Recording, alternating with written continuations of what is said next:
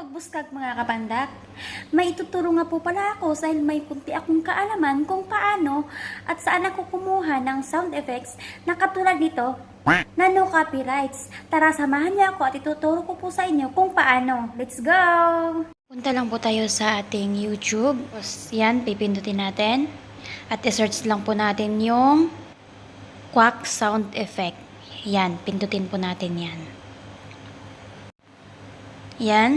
Tapos, pindutin din po natin yung nakalagay sa taas na yan, share. Pindutin po natin yung share at saka copy link. Pagkatapos, puntahan po natin sa Google. Ayan. At saka isi-search po natin yung YouTube Converter MP3. Yan, i-click po natin yan. YouTube to MP3 Music Converter. Yan, i-click natin.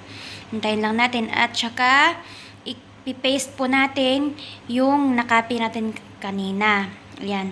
At saka, i-download. Click download. Ayan, nag-download na. Hintayin lang po natin hanggang sa ma-download siya. Ayan. Wait lang po natin. Ayan, na-download na siya. At pupunta po tayo doon sa My Files. Click lang po natin yung My Files. At hanapin po natin yung download. Click download. At hanapin po natin dyan kasi nandiyan na siya. Naka-download na po. Ayan.